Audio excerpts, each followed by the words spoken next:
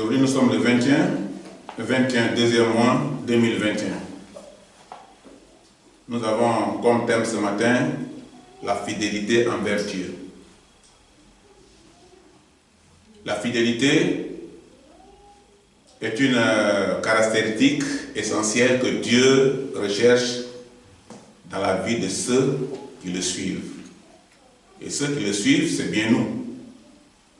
Nous qui avons cru et qui avons accepté de marcher avec Jésus-Christ comme notre Seigneur, notre Rédempteur, notre Sauveur. Nous allons lire dans Hébreux 3. Hébreux 3, verset 5.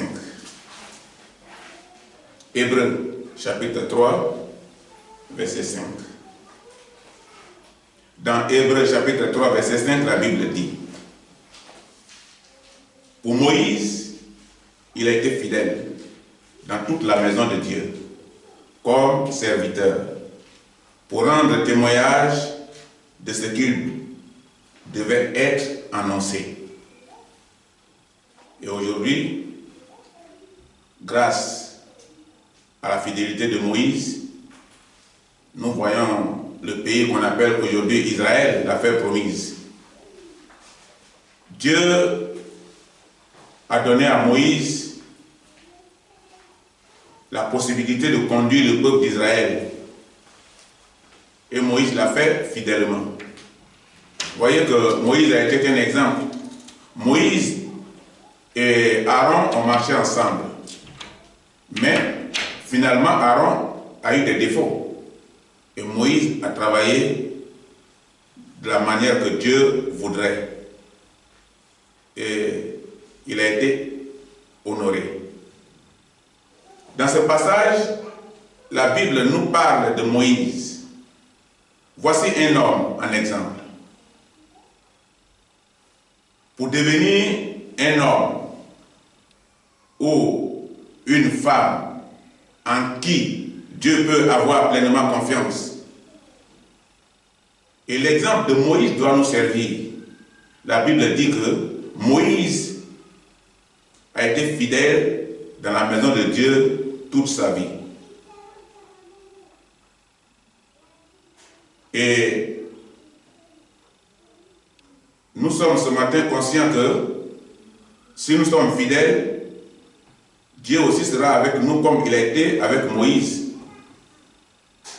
Mais pour être comme Moïse, il faut avoir un cœur disposé pour le service de Dieu. Il faut être disponible. Ton cœur doit être disposé à travailler pour le Seigneur. Le cœur de l'homme est mauvais de nature. La Bible dit que nous sommes mauvais. Notre cœur est tortueux, n'est pas droit. Parce que nous ne sommes pas comme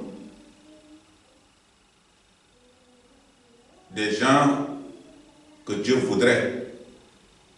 Dieu a souhaité que nous soyons à son exemple dans le monde. Mais, depuis le jardin d'Éden, nous avons déjà commencé à abandonner les responsabilités qui nous ont été confiées. Donc, la Bible dit que l'homme est mauvais par nature, depuis la naissance. C'est depuis la création de l'homme au jardin d'Éden que l'homme a commencé à abandonner les instructions de Dieu, a commencé à abandonner la voie de Dieu. Mais c'est pourquoi la première chose que Dieu exige de nous, c'est un cœur disposé. Si ton cœur n'est pas disposé à faire quelque chose, tu ne peux pas faire. Il faut que tu sois disponible, il faut que ton cœur soit disposé. Humble, à l'aimer, à aimer Dieu et à lui obéir. La base principale de la vie chrétienne, c'est l'obéissance. Mais la disposition de notre cœur ne vient pas seule. Nous devions la créer en nous par la prière et par la foi. Si nous n'avons pas la foi, nous ne pourrons pas prier.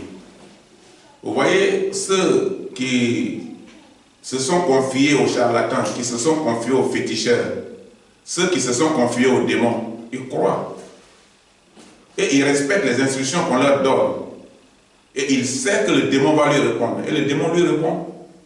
Satan lui répond par le canal de ses démons, qui sont ses agents, et qui travaillent continuellement pour détruire l'humanité. Il place en ces choses-là la foi. Quand on te donne quelque chose, on te dit, utilise ça. Voilà ce que ça va produire. C'est la foi que tu places en cela qui produit quelque chose. Donc, quand tu places ta foi en la Bible, la parole de Dieu agira obligatoirement en toi. Prions. Prions chaque jour pour que Dieu façonne notre cœur de façon à devenir de parfaits serviteurs. C'est Dieu qui peut façonner ton cœur, qui peut transformer ta vie. Et nous devenons de parfaits serviteurs de Dieu. On ne devient pas directement parfait serviteur de Dieu. Il y a des étapes. On ne rentre pas directement à l'université sans passer par des étapes. Et être parfait, c'est arriver à l'université. L'université de Dieu, l'université de la parole. Mais pour arriver à l'université de la parole, il y a des étapes. Tu viens d'abord à l'église avec tes défauts, avec tes péchés, avec tes charges. Et puisque la Bible dit, venez à moi, vous tous qui êtes fatigués et chargés, c'est là que vous aurez du repos. Et au fur et à mesure que tu crois et que tu commences à développer ta foi, tu reçois l'instruction. Et ta foi commence à travailler et à te libérer petit à petit. Donc, il faut tout faire par la prière pour être un serviteur parfait de Dieu. C'est ce que la Bible nous recommande. Mais être serviteur de Dieu, c'est accepter de s'engager à le servir. C'est ça qui compte. Il faut t'engager à le servir, à servir Dieu. Mais c'est l'engagement là souvent qui est difficile. Mais tant qu'on n'est pas engagé, on n'est pas éprouvé. C'est quand on est engagé qu'on est éprouvé. Job était engagé, il était éprouvé. Mais malgré les épreuves qu'il avait eues, Job est resté sur la voie de Dieu. C'est ce que la Bible nous demande. Quelles que soient les épreuves, quelles que soient les attaques, quel que soit tout ce qui va nous arriver sur notre chemin, nous devions obéir. Et nous devons rester sur la voie. Nous devons être donc engagés à le servir. Ainsi, nous répondons à l'appel de Dieu pour son service. Quand on est engagé, c'est qu'on a effectivement répondu à la voix de Dieu pour son service. Ceci est bien, mais ce n'est pas tout. Ce n'est pas tout. Dieu attend aussi de nous que nous lui prouvons notre amour en nous livrant totalement comme Jésus-Christ, notre Seigneur, a fait. Jésus-Christ, notre Seigneur, il s'est livré totalement pour être à notre place.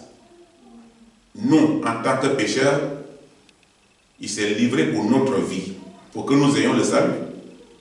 Ça, c'est des choses difficiles. Mais il l'a fait pour nous donner la vie éternelle. Donc, nous devons aussi faire comme ce qu'a fait notre Seigneur Jésus-Christ. C'est cela notre engagement à la fidélité. Parce que la fidélité, ce n'est pas un mot. La fidélité, c'est ce que tu vis, c'est ce que tu fais. C'est l'engagement que tu as envers Dieu. C'est ce que tu fais pour le Seigneur. C'est le témoignage qui est rendu de toi. C'est ça, la fidélité. Donc, c'est ce que Dieu nous demande. Mais, s'engager n'est pas aussi tout. Nous devons suivre les instructions. Car Saül s'engagea, mais ne suivit pas l'instruction que lui fut donnée. Il a reçu des instructions. Il ne l'a pas respecté. Dieu l'a établi roi sur Israël. Dieu l'a élevé. Il a fait de lui une autorité suprême. Mais il n'a pas respecté les instructions de Dieu. Et Dieu nous demande que lorsque nous devenons chrétiens, il a des instructions de la Bible que nous devons suivre et que nous devions aussi pratiquer pour avoir l'exemple de Moïse ou pour être à l'exemple de Moïse. Dans 1 Samuel 15, verset 15. 1 Samuel, chapitre 15, verset 15. Saül répond: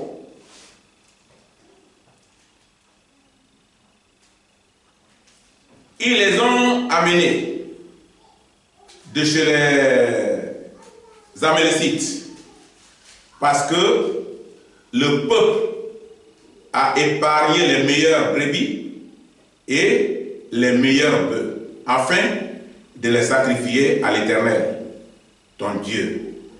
Et le reste, nous l'avons dévoué par interdit. Samuel était en mission. Samuel était en mission. Dieu l'a mis en mission pour parler à Saül. Dieu a mis Samuel en mission pour parler à Saül quand il a quitté la vie de Dieu. Quand Saül, qui a été établi par Dieu, qui a reçu l'onction, a quitté la voie de Dieu et a commencé la désobéissance, Dieu a emmené Samuel vers lui. Il dit: va, parle à Saül, dis-lui qu'il a laissé toutes les instructions que je lui ai données et qu'il a péché contre moi. Mais Samuel est parti. Samuel n'a pas eu peur de Saül. Samuel est parti parler à Saül. De même, pour nous, la Bible nous parle. La Bible nous parle quand le péché rentre dans notre vie. Les messages que nous recevons, ce sont des messages d'avertissement, des messages d'édification, des messages qui nous forment. Être fidèle, c'est suivre à la lettre les instructions de Dieu.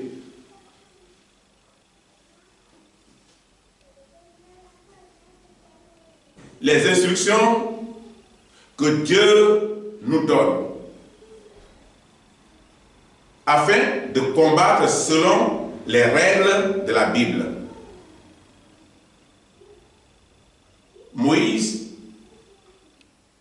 lorsqu'il dirigeait le peuple d'Israël à la sortie d'Égypte, il suivait les instructions.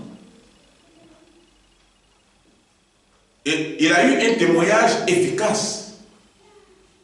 Parce qu'il devait, Pharaon devait les trouver devant la mer. Mais il a dit: prions. J'ai suivi une fois un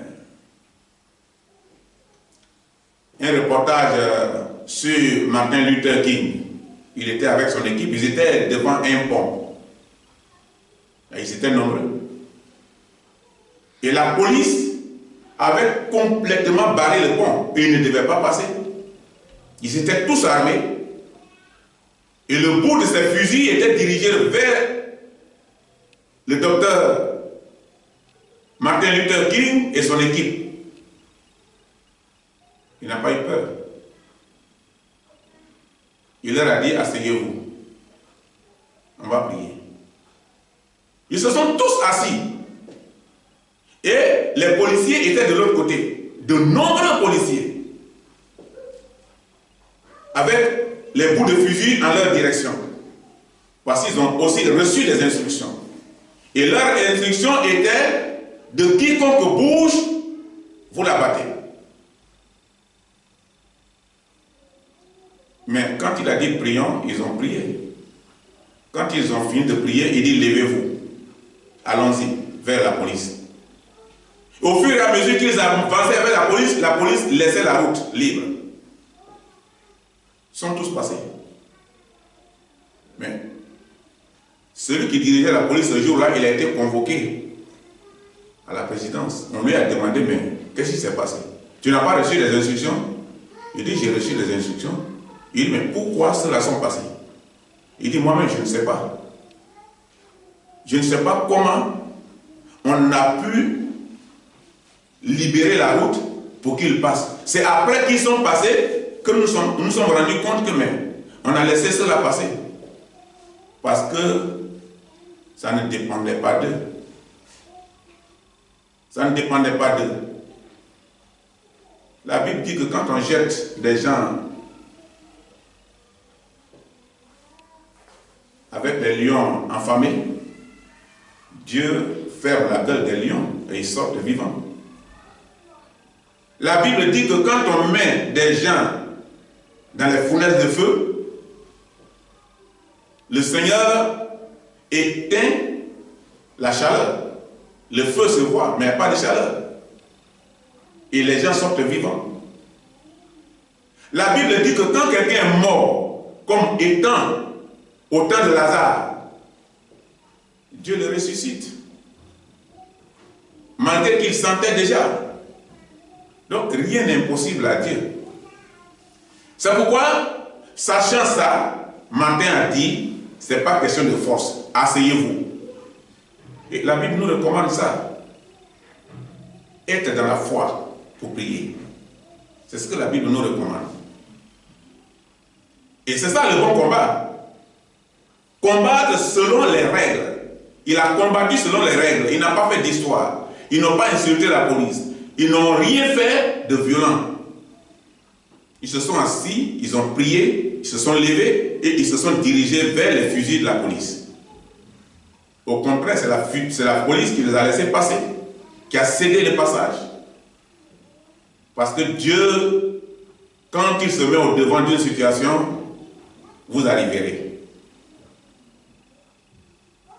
Au verset 19, qu'est-ce que la Bible dit? Au verset 19 de 1 Samuel 15. 1 Samuel 15, verset 19. Pourquoi n'as-tu pas écouté la voix de l'Éternel? Pourquoi t'es-tu jeté sur le butin?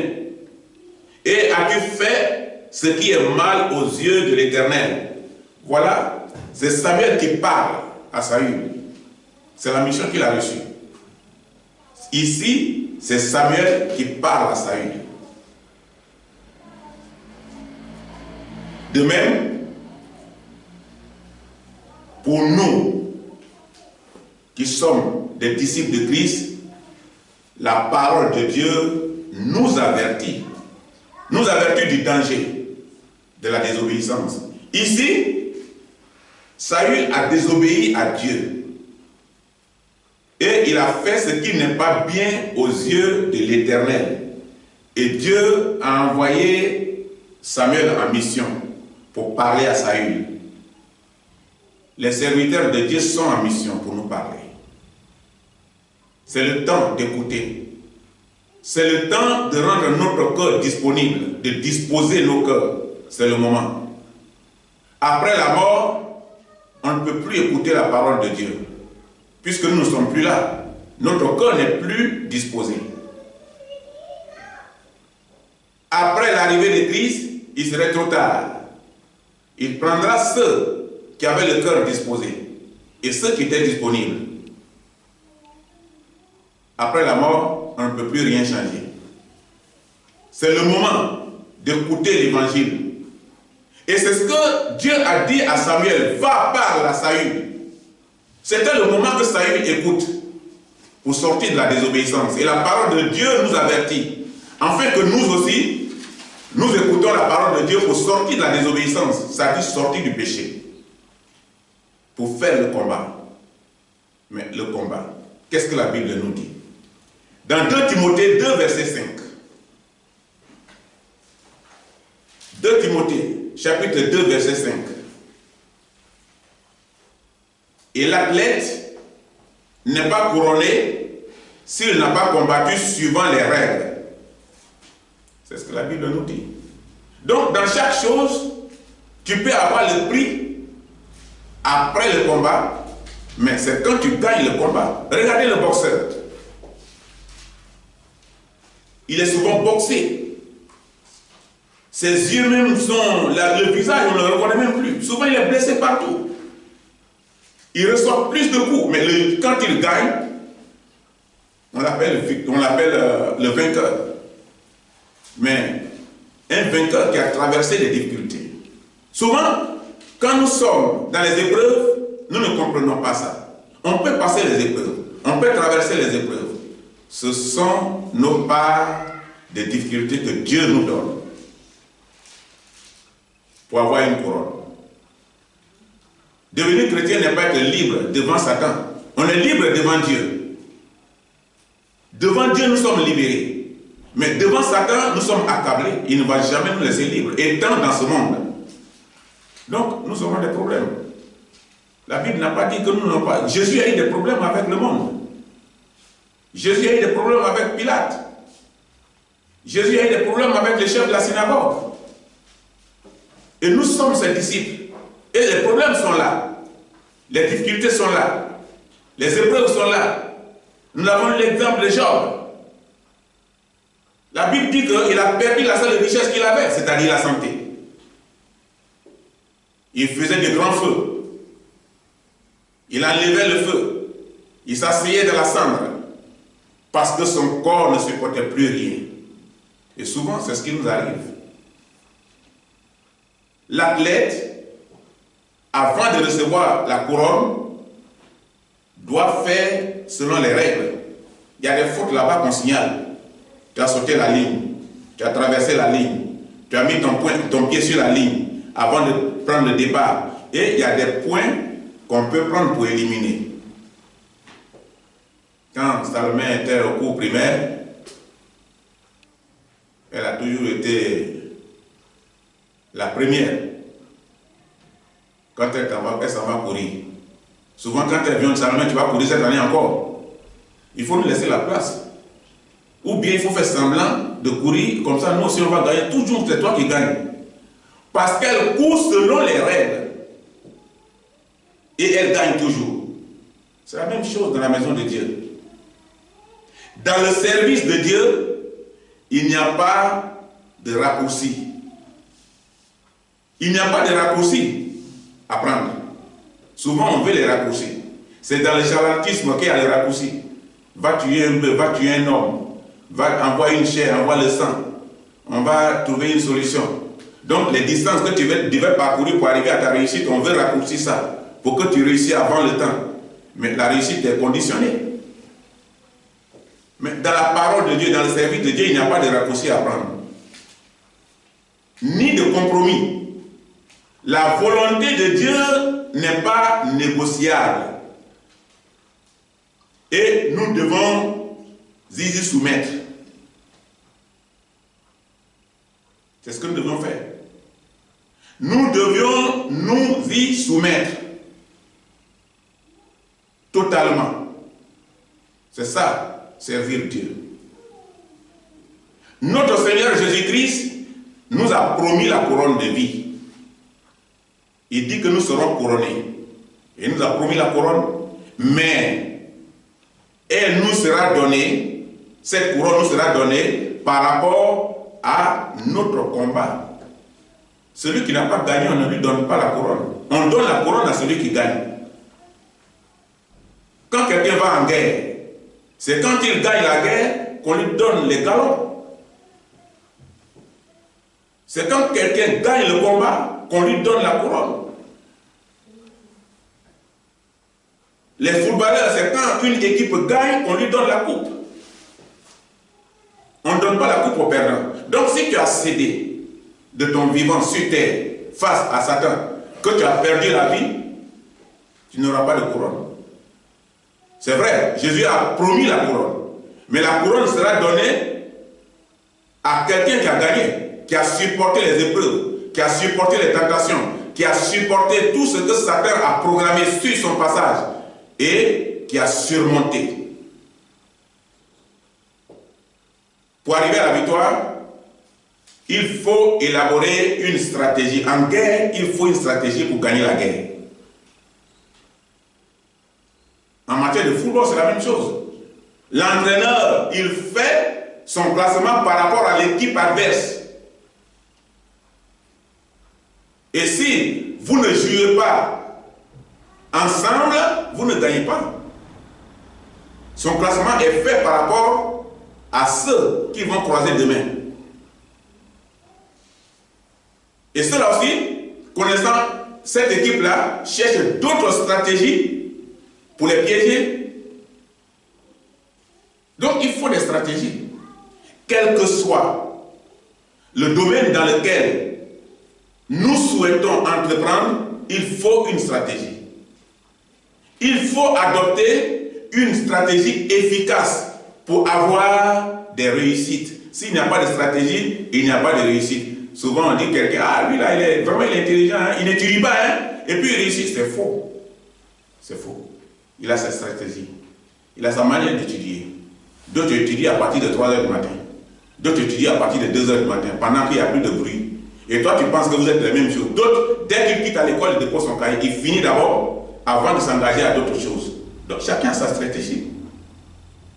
Donc, quand tu vas le voir là, tu penses qu'il n'étudie pas. Vous êtes ensemble, vous faites tout ce que vous voulez. Mais lui, il a déjà fini d'étudier. Ce qu'il doit faire là, son devoir là, il a déjà fait. Mais le temps que vous êtes en train de perdre, c'est utile pour lui parce qu'il n'a plus de charge. Et maintenant, c'est demain matin, tu vas te rendre compte que tu avais un devoir hier. Tu ne peux pas réussir avec. Si le devoir vient à l'examen, c'est un échec pour toi. Pendant que les autres dorment, que toi tu es en train de ronfler, il est en train d'étudier. Voilà sa stratégie. Donc, dans chaque chose que tu entreprends, il y a toujours une stratégie. Il faut adopter une stratégie pour avoir la réussite, les victoires. Mais, pour le chrétien, c'est le Saint-Esprit qui lui donne la stratégie. Il faut toujours consulter Dieu. Quand tu consultes Dieu, Dieu te révèle les vérités, petit à petit, au fur et à mesure. Quelqu'un peut être à la base d'un mensonge pour te vendre, ça ils le font beaucoup. Mais au fur et à mesure, le Saint-Esprit révèle petit à petit et il te libère. Toi qui étais accablé, accusé, il te libère. Et le Saint-Esprit prend place au fur et à mesure pour éclairer les choses. C'est les stratégies. Il faut te confier à l'Esprit de Dieu. C'est le Saint-Esprit qui donne pour le chrétien. Les autres consultent ce qu'ils ont comme protège. Mais toi, tu consultes Dieu. La prière et la méditation de la parole sont les moyens pour lesquels Dieu nous guide. À part ça, Dieu va te guider comment? Tu ne médites pas. Tu ne cherches pas à comprendre les versets que tu viens de lire. Mais comment Dieu va te guider? Dieu te guide par la méditation. Et avec la méditation, avec la prière, au fur et à mesure, tu commences à découvrir la vérité de ce qui était caché. Et Dieu te révèle les choses meilleures. Donc c'est notre guide. Nous recevons de lui des stratégies et leur mise en pratique. Parce qu'il ne suffit pas de faire des stratégies, mais ces stratégies-là, c'est pour les mettre en pratique pour gagner la guerre contre l'ennemi. Et quand tu connais la stratégie que le Saint-Esprit te donne, tu gagneras la guerre contre l'ennemi. Pour réussir et ne pas tomber dans les pièges de l'ennemi, il faut des stratégies spirituelles. C'est ce que la Bible nous recommande. Il faut des stratégies, quelle que soit l'intensité. Quelle que soit l'intensité du combat, il faut laisser la place à Dieu. Et tu verras Dieu. Donne la place à Dieu, laisse la place à Dieu et tu verras Dieu. Il y avait deux femmes. qui avait accouché dans une maternité. Une a dormi sur son enfant est mort. Et l'autre dormait profondément. Elle est partie changer l'enfant là devant lui, devant elle. Et il dit, bon, c'est mon enfant. Le jour arrive, celle-là, elle regarde, mais ça, c'est pas mon enfant. Il dit, c'est ton enfant qui est là. Il dit, ça, c'est pas mon enfant. Le problème a commencé. Ils ont envoyé l'affaire devant le roi Salomon. On dit, roi, voilà une situation. Et le roi Salomon a dit, mais la situation n'est pas compliquée. L'enfant, c'est pour qui? Chaque femme se réclame de l'enfant vivant. Le roi a dit, bon, mais comme vous êtes deux mamans, c'est pas grave. Les soldats, venez, sortez l'épée. Divisez-vous l'enfant en deux, vous donnez une partie à une femme, une autre partie à une femme. Celle qui n'est pas la vraie mère, elle dit, mon roi, c'est bien même. Comme ça, l'enfant est mort, c'est fini. Le problème là, c'est terminé. Et celle qui est la vraie maman, il dit, mon roi, je t'en prie, pardon. Donne l'enfant là à cette femme pourvu qu'il soit vivant. Je veux qu'il reste vivant au lieu de sa mort. Le roi a regardé les deux et dit, remettez l'enfant à cette femme là, c'est son enfant. Parce que si tu étais la vraie mère, tu n'allais pas souhaiter la mort de ce bébé. Pourquoi tu es mauvaise? Donc, c'était sa stratégie. Et la Bible dit que, souvent, dans l'évangile, ou dans les familles, ou dans les milieux dans lesquels nous nous trouvons, on peut nous accuser arbitrairement. Bon, celui-là a fait ça, celle-là a fait ça. Mais au fur et à mesure, Dieu révèle, comme Dieu a révélé à Salomon la sagesse, pour découvrir les réalités. Et cette femme qui a été accusée, c'était faux. Les réalités étaient que l'autre a mis son enfant mort devant elle. Et maintenant, qu'est-ce que Dieu fait? La Bible dit que il faut toujours laisser la place à l'Éternel.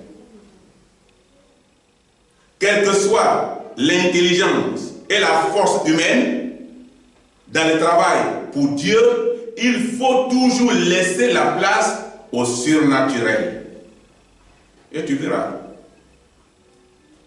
Dieu ne laisse jamais quelqu'un en danger si tu le suis avec vérité. Il y a plein d'histoires qu'on a vues qui sont dans la Bible.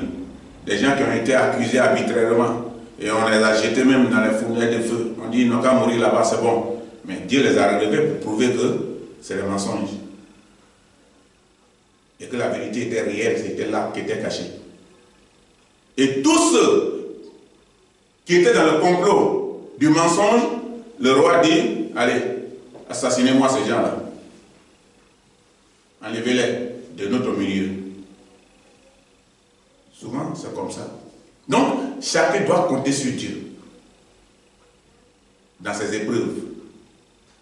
Et il verra que, à la longue, Dieu lui donnera raison. Donc, dans l'intelligence de l'homme, dans la sagesse de l'homme, il y a toujours quelque chose qui manque. Parce que quelle que soit l'intelligence et la force humaine, dans le travail pour Dieu, il faut toujours laisser la place au surnaturel. Aujourd'hui, nous voyons trop de programmes d'hommes de façon charnelle, qui ne sont pas conduits par le Saint-Esprit. Parce qu'on ne veut pas attendre la réponse de Dieu. Il faut attendre la réponse de Dieu. Il faut être patient. Il faut attendre la réponse de Dieu. On a regardé une fois un film nigérien. Il y avait une dame qui était la femme de la maison. Et cette femme-là avait 3 enfants avec son mari. Mais tous les temps, c'est un film chrétien, un film monté par les chrétiens. C'est-à-dire, c'est les réalités, des témoignages qu'on fait souvent aux pasteurs, qu'on fait dans l'église. Et ils prennent pour monter ça en film. Et cette femme-là, elle était là. Et l'argent est perdu à la maison. Tout le temps, c'est l'argent qui perd. Or, le monsieur, il a envoyé une autre femme à la maison, mais comment la femme l'a d'abord envoûté. Elle a empoisonné. Quand il avait soif, il avait besoin d'eau. Il a demandé, madame, vous avez un peu d'eau pour me donner? Elle dit oui. Mais elle connaissait le monsieur. Elle allait lui a donné un produit qui n'était pas bien. Et quand il est arrivé à la maison, le produit travaille, il commence à haïr sa femme, à haïr sa femme, à haïr sa femme, à haïr sa femme. Et toutes les accusations partaient sur la femme. Alors que ceux qui provoquaient étaient de différentes personnes qui étaient en dehors de cette dame. Qu'est-ce qu'il va se passer? Dieu, la femme priait, elle priait, elle priait, elle priait, et Dieu va agir. Dieu va agir. Mais, avant que Dieu n'agisse, la femme a eu beaucoup de persécutions. Et un jour, l'argent est perdu. L'argent du service du monsieur. Que la deuxième dame est partie prendre ça dans sa mallette, alors que c'est l'argent du travail. Il vient, il dit c'est qui? Il dit ah, c'est pas moi. Et quand ils ont fouillé, on devait fouiller chez elle. Elle avait un produit magique. Parce qu'elle pratique la sorcellerie. Elle a balancé ça dans la valise de la dame principale, la dame de maison. On a fouillé chez elle, il n'y en a pas. On s'en a fouillé chez la femme, on trouve l'argent. La dame, mais depuis on est ici, ça fait combien d'années? Ça fait combien d'années on vit ensemble? Le monsieur ne veut rien entendre. Je n'ai jamais volé. Depuis qu'on est ensemble, tu connais ma vie, tu sais, le monsieur ne veut rien ensemble. Il a mis la femme dehors. Ils ont divorcé. Elle est partie, ses enfants sont restés. Et cette femme-là a commencé à maltraiter les 3 enfants. Et les enfants ont fui. Un jour, ils ont volé l'argent dans la mallette de leur papa, ils ont fui le domicile. Ils sont partis chercher leur maman. Et il y a un qui est mort dans le combat. Dans une maison inachevée parce qu'il était malade. Son frère allait chercher les médicaments à la pharmacie, est venu, c'est trop tard. Mais, ils sont arrivés quelque part, ils ont commencé à faire des petites ventes, l'eau sur la tête, et puis voilà, la maman était dans un taxi, elle a vu, elle a reconnu ses enfants, elle a dit, taximètre, arrête-toi, ce sont mes enfants. Elle est venue les embrasser, elle coupe, elle derrière, mais le 3e, on dit, maman, il est décédé. Mais plus tard, cette femme est devenue folle. Celle qui a joué le jeu de la sorcellerie. Parce que Dieu, à chaque fois que tu pries, laisse la première place à Dieu et prie. Quelles que soient les persécutions. Le réel fondateur de ton mal sortira et tu le verras. Il a fallu qu'il aille demander pardon à cette femme. Les pasteurs sont venus pour parler à ce monsieur pendant qu'il avait déjà une corde, il voulait se tuer. Ils sont arrivés à temps et ils l'ont sauvé. Cette femme-là, elle a laissé la première place à Dieu. Elle dit, Seigneur, c'est pas moi qui ai pris l'argent. Toi-même tu connais. Et je me remets entre tes mains. Et quand elle est partie de ce foyer, elle priait. Elle allait à l'église. Elle priait. Elle jeûnait. Un jour, quand Dieu a révélé la vérité, ils sont obligés de lui demander pardon pour la ramener.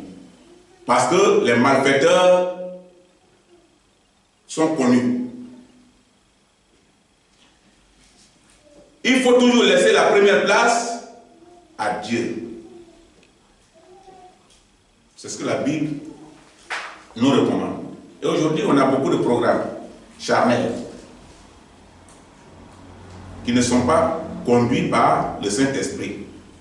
Parce qu'on ne veut pas attendre la réponse du Seigneur. Soyons patients. Soyons patients.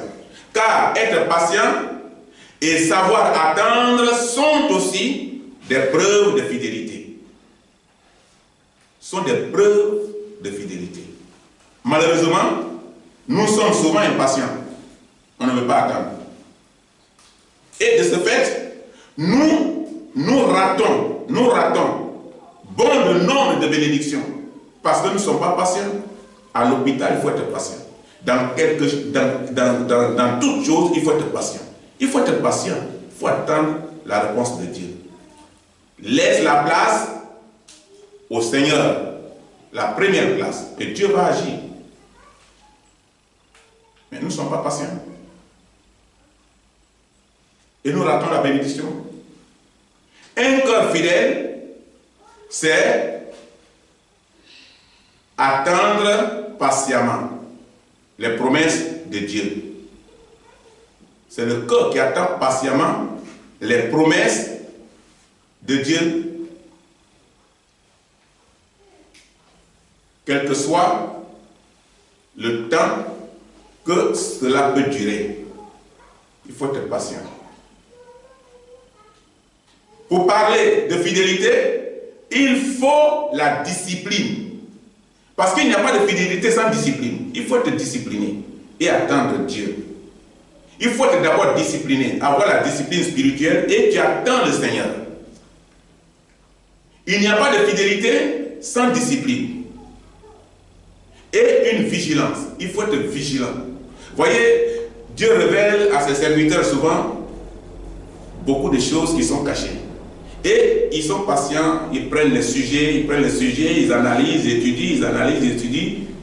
Et finalement, le Saint-Esprit les révèle les réalités de certains problèmes dans certains domaines. Il faut la vigilance. Un cas fidèle adopte un comportement adéquat. Il faut que ton comportement donne témoignage. C'est-à-dire, veiller sur soi. Servir Dieu, c'est veiller sur soi, savoir se remettre en cause, en question. Et réagir par la repentance et la sagesse, car cela est nécessaire et primordial. Il ne faut jamais agir avec violence. Patience, sagesse, c'est primordial. Tu verras la réponse de Dieu. Quand on attend la réponse de Dieu, on l'attend dans le calme et dans la patience. Ça peut durer, mais quelle que soit la durée, Dieu te révélera. Partout où nous nous trouvons, il est important d'avoir une discipline. Il est aussi valable pour notre vie spirituelle. Partout tu peux avoir la discipline, mais dans ta vie spirituelle, il faut avoir la discipline spirituelle. C'est important. Pour ne jamais permettre à l'ennemi de rentrer par la porte que nous aurons nous-mêmes créée.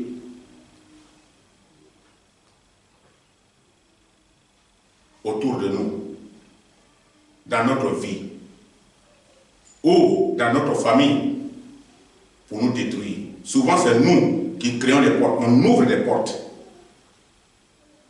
On ouvre des portes et Satan profite de ces portes et Satan rentre.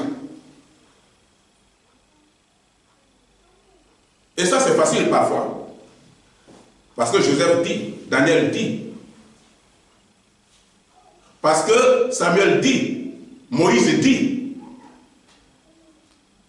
Et finalement, si nous n'avons pas la sagesse, nous n'avons pas de stratégie pour combattre Satan, nous ouvrons la porte grande et grandement, et l'ennemi prend beaucoup de démons et il rentre en quantité. Et nous détruisons notre vie spirituelle, sociale ou notre famille. Dieu attend de ses enfants qu'ils soient productifs. Mais tu peux être productif comment si tu n'es pas soumis, si tu n'attends pas la réponse de Dieu. L'évangile est son champ. Le champ qu'il nous a confié. Et il attend d'en récolter les fruits. Un travail accompli avec retard et négligence témoigne d'un cœur tiède. Un cœur tiède du chrétien. le chrétien doit être toujours dans le temps et savoir ce qu'il dit à Dieu et avoir le discernement pour faire la part des choses entre le vrai et le faux. C'est ce que la Bible nous dit. Même si les résultats semblent médiocres, il faut continuer à persévérer, à te battre. Et tu vois que tu vas réussir, tu arriveras. Il y a des élèves, au commencement, c'est difficile, au fur et à mesure, il y a des choses. Mais arrivé à un certain moment donné, ils prennent le train en marche. Et les choses marchent mieux. Tout est question de décision. C'est ce que la Bible nous recommande. Donc, dans l'œuvre de Dieu, il faut être reconnaissant à Dieu en premier rang.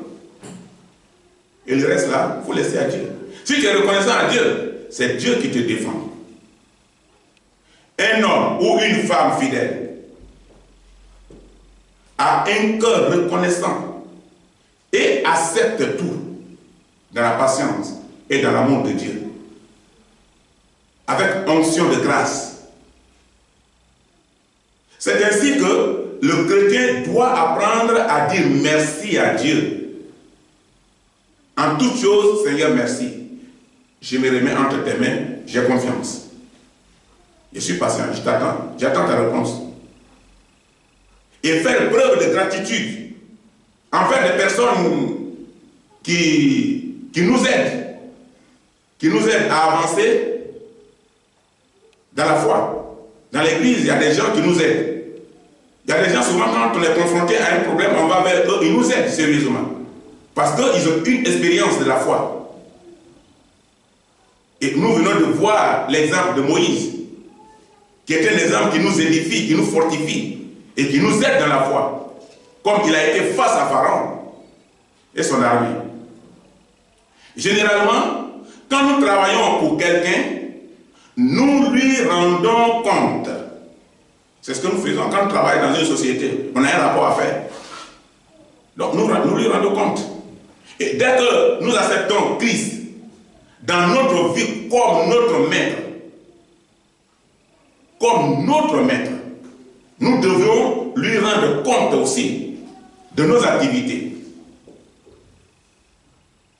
Qu'elles soient familiales, qu'elles soient sociales ou qu'elles soient spirituelles. Parce que nous avons décidé d'être au service de Dieu, d'être à son service, nous avons un compte à lui rendre. Et dans une société, quand quelqu'un est fidèle et il fait son travail fidèlement, la société le regarde et Dieu le récompense.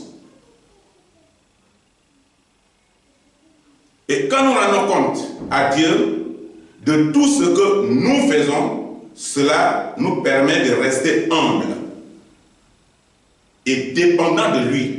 Et quand tu restes humble et dépendant de Dieu, tu n'as pas grand effort à faire.